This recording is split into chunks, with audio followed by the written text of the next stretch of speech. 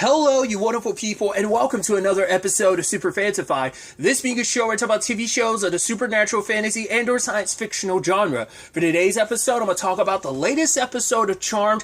A lot of really interesting things went down in this episode, so let's break it down. I thought it was kind of interesting how the beginning of this episode had, like, each one of the Charmed ones kind of doing their thing. Mel and Roxy, Maggie and Jordan, as well as Kayla and Dev. Let's kind of break things down one by one. First, let's start off with Mel and Roxy.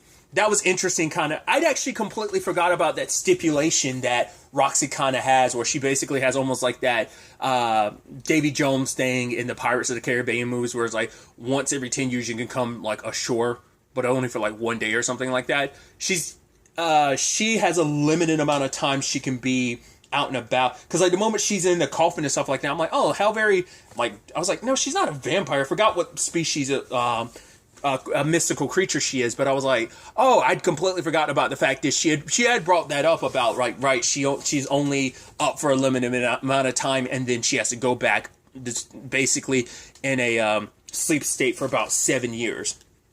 And we kind of get that flash forward between everything between her and her wife Camilla, and then one time she woke up, her wife was gone. There was a demon attack and her wife died. And now we kind of play into what they've kind of really set up beforehand. I figured as much. The Harry becoming a necrolyter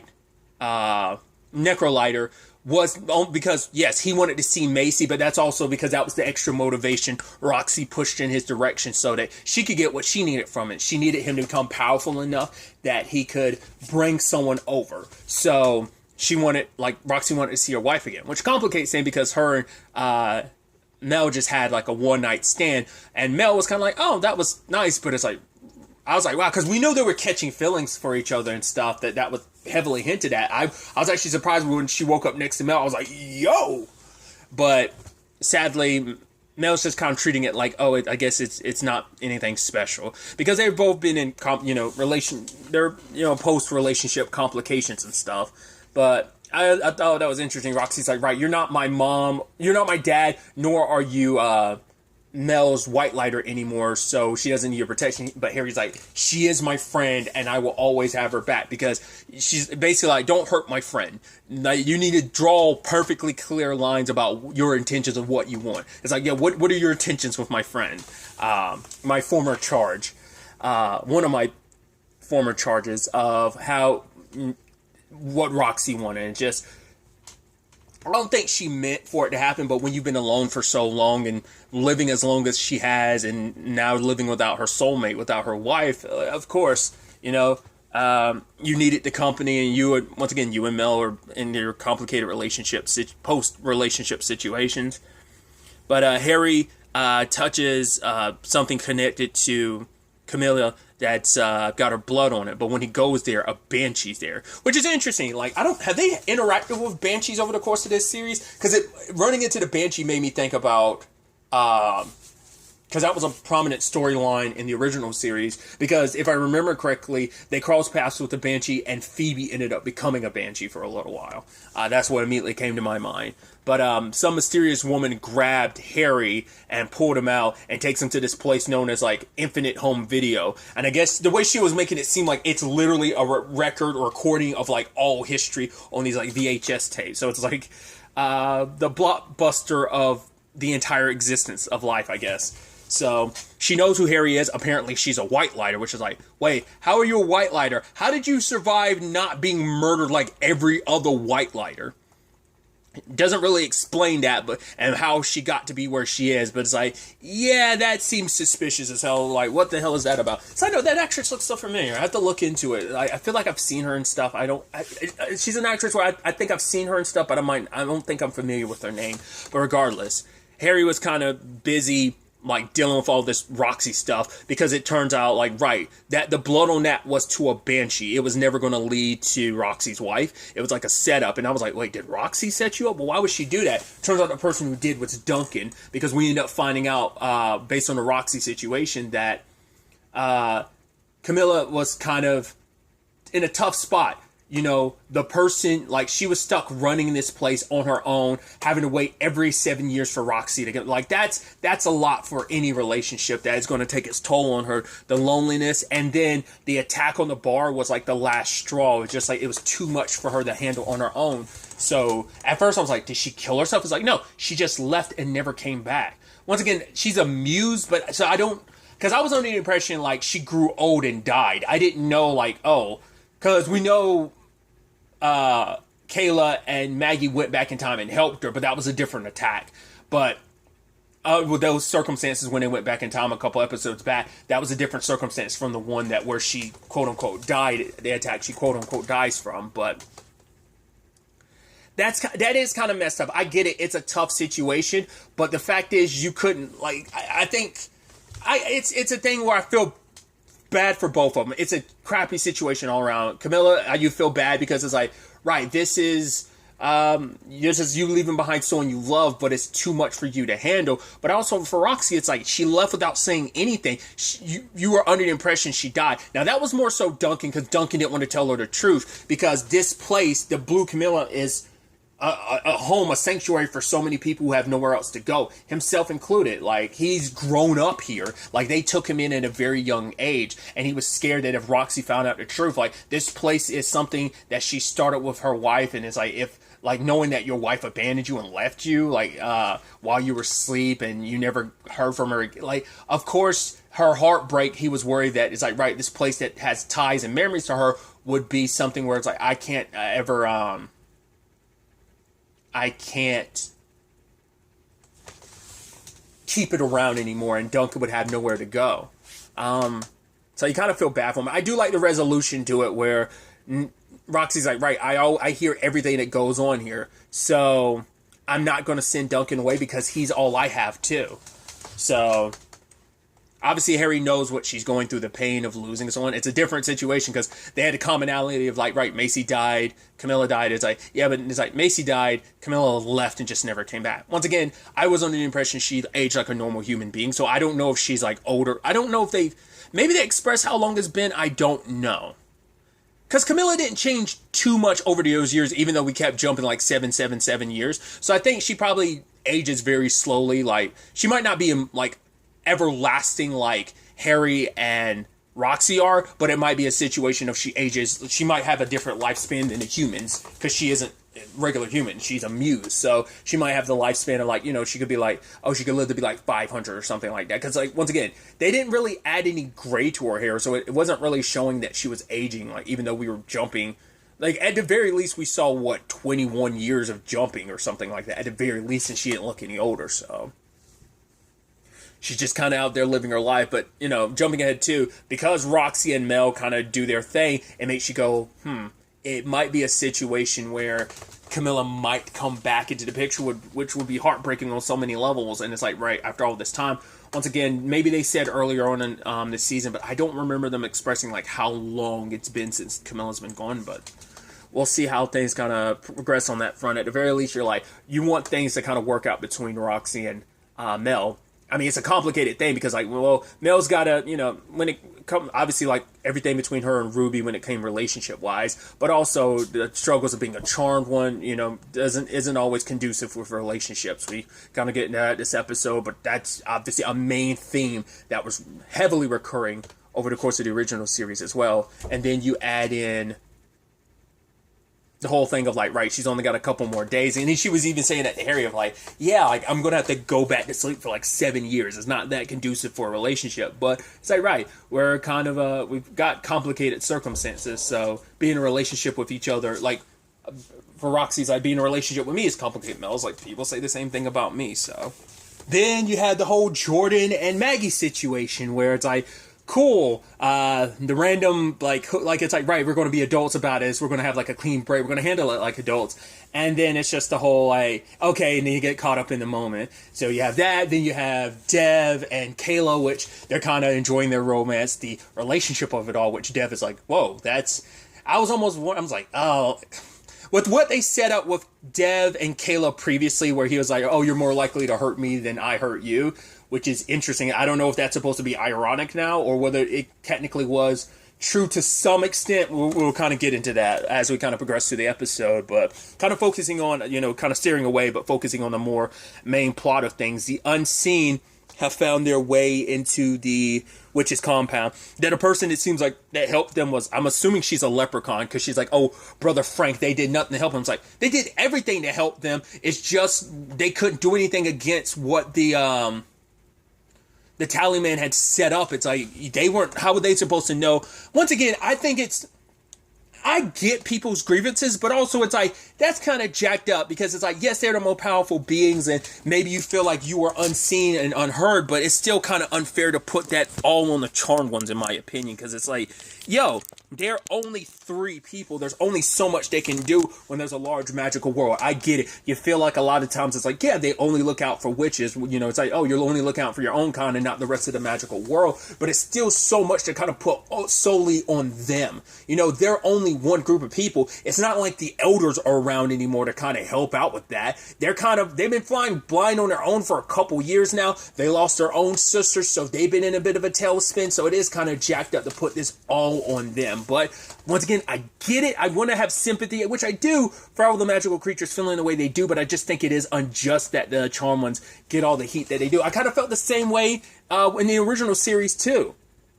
But nevertheless, the unseen find their way into the command center, and they're like tearing stuff apart. And you can tell there's one of the people amongst the group, he's very reluctant. He's like, right, we could protest, we don't have to go down the violent route. But everyone's like, nah, bump that, we're going to get our pound of flesh. It's like, the fact is, you're going in there tearing apart their home and stuff, because you're like, who cares? We'll tear apart their stuff. Who cares? They haven't cared about us, so why should we care about them? Mel's also dealing with they're also dealing with the fact is, the bowl, even though it got smashed to pieces last episode, it still magically comes together, because I think it's just one of those objects that it's meant to be together. Now that it's been fused back together, there's no breaking that again. It's always going to, unless you keep the pieces separated, it will always find a way to kind of reconnect itself, just in some shape or form. So then you have Mel and Maggie stuck inside of safe space, ironically enough, with their power sealed away. And the guy who kind of doxed everyone they care about, he's one of the main people leading this charge. And he's like, right, my brother died because you guys weren't doing your thing. It's like, he's like, because it's like, oh, you're the one who put that gym cast out there, like specifically coming after Maggie because she tried to change the narrative. But it's like, you dox people we cared about. I get what you've lost and everything. Maggie and Mel have lost someone important to them too. And Maggie was trying to like appease to him, but he's so consumed with rage. Well, she gets that too. It's like, right, all that she was doing was because she blamed herself so much for what happened to Macy and her like inability to see it coming and protect her from it, that she kind of went on a bit of a rampage. She got consumed by her anger. So if anyone, Maggie, being also the empath that she is too, would understand more so than anyone what the others are feeling. But it's just, yeah, they're so consumed by rage, they're not willing to listen anymore. Maybe if Maggie and them and Mel could have got to these people sooner, maybe before the 6 months of, I don't know, because this has been building for a long time, because this also dates back to stuff during the faction, which was season 2 and a couple episodes of season 3. So it's been a while. So everything's been building for a long time. It's just been in the back burner. And then maybe that 6 months they were grieving Macy in between season 3 and 4, maybe that just like escalated things, because it allowed the Tallyman to seep in and just set all this in motion. So it gave the Tallyman the opportunity to take those grievances that were already there and just like increase them in a very exponential rate. So once again, I don't blame them for not being on top of their game when, once again, the Charmed Ones weren't even complete. They lost one of their own. So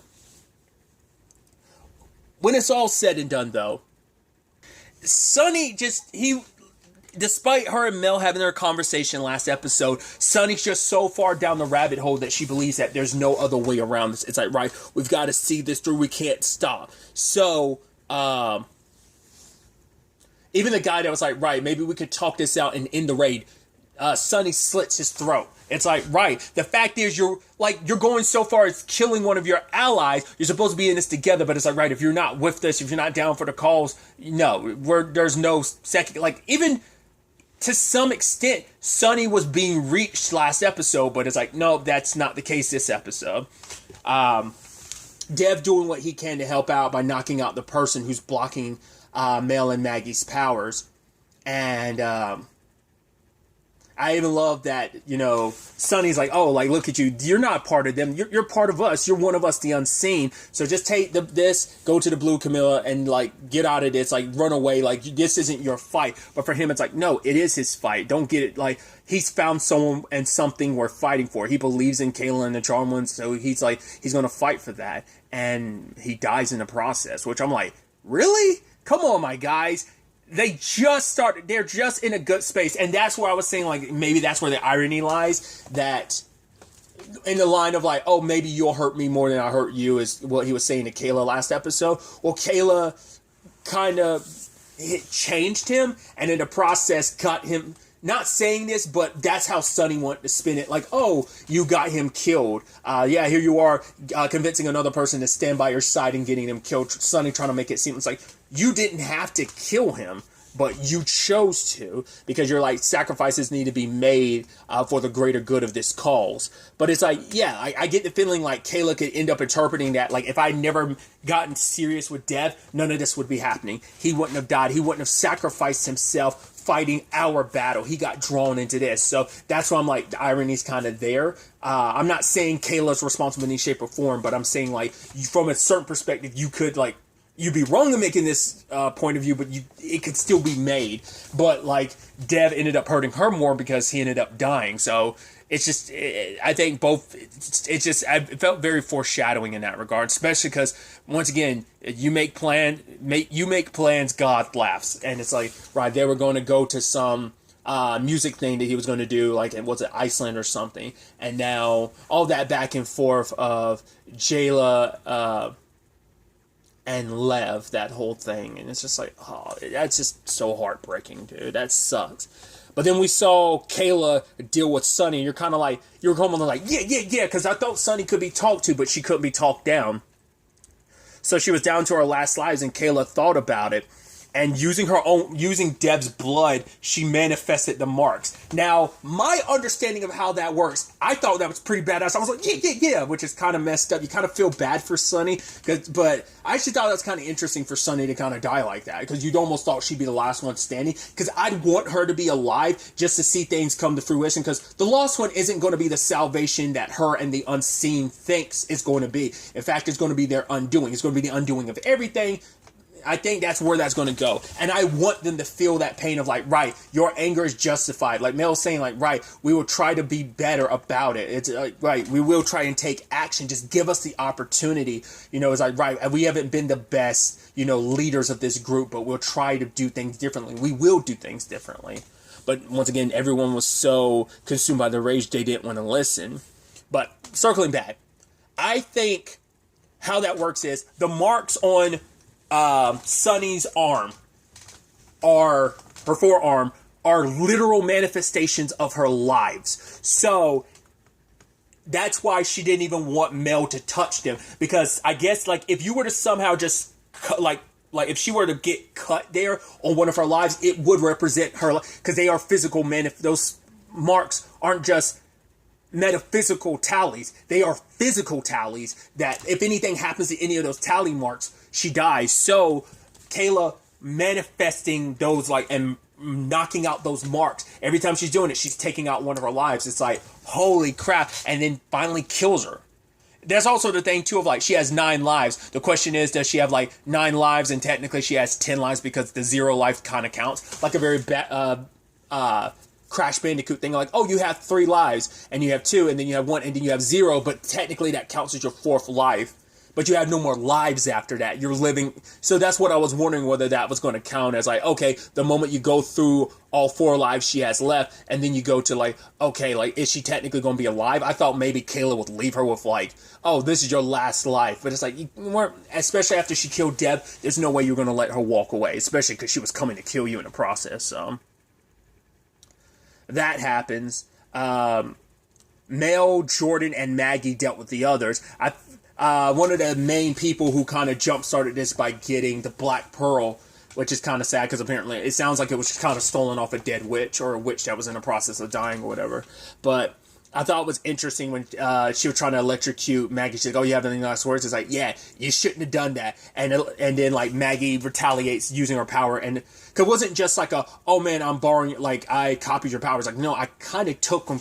I guess if she has enough of like direct contact, I guess she could just straight up not just copy her abilities, but take them, because that she couldn't seem like she could use her powers after. So Maggie like completely straight up. So it's not. It can be a copying ability, but it can also be a full blown absorption. I think depending on the ability, or maybe depending on Maggie. So the moment she shocked that person, it seemed like she kept going and being electrocuted. I was like, oh, did Maggie kill her? And it seems like there was kind of a bit of death in all of that, because the only one that seems to survive was the guy who doxed everybody, the one that Maggie and Jordan were trying to talk to. That guy seemed to be the only one that was left alive.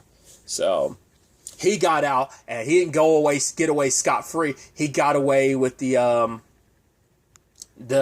Book of Shadows, which we know a spell popped up in that. I don't know why that happened necessarily, why a spell popped up in the Book of Shadows connected to the bowl. So they don't need the bowl anymore. They had this spell that I guess can be that middle ground. It's like, right, we're gonna make the charm ones pay. Like the lost one is like, it's not gonna work out to your favor. In fact, the lost one's probably gonna sacrifice all of you, and it's, you know, I don't think all of them are gonna die. I need that guy in particular because he's the one that puts out those gym casts. He's the one that docks everybody. I need him to be alive to correct the mistakes of like, right, we kind of garnish all this hate towards the charm ones, and they ended up saving us when we're the ones who ended up almost threatening the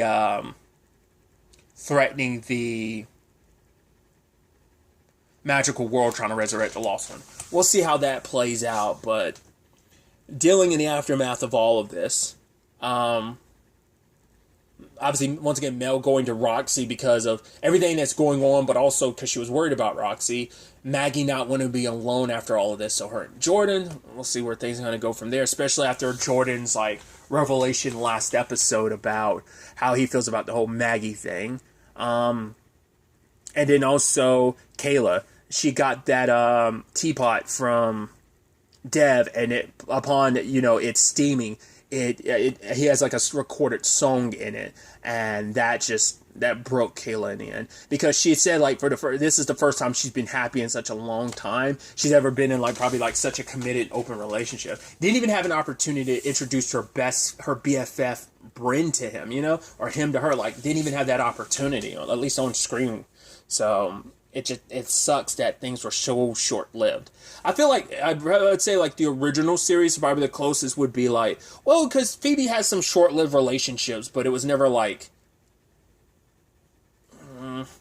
one home dude's named Kyle, the guy that Paige was dating, who ended up going after the avatars because he was trying to kill them.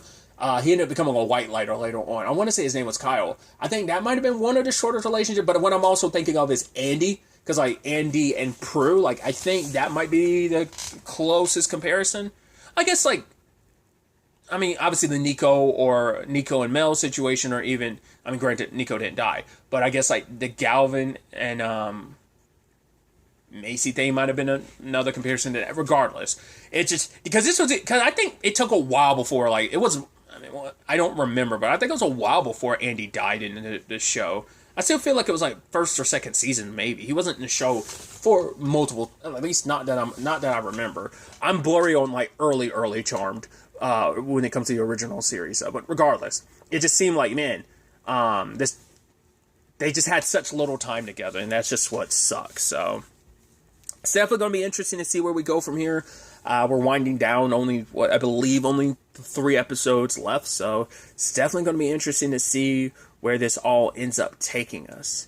But really, that's all I'm going to talk about. Till the next time we meet, be happy, be safe, live life to the fullest, and enjoy it. Good day, and goodbye.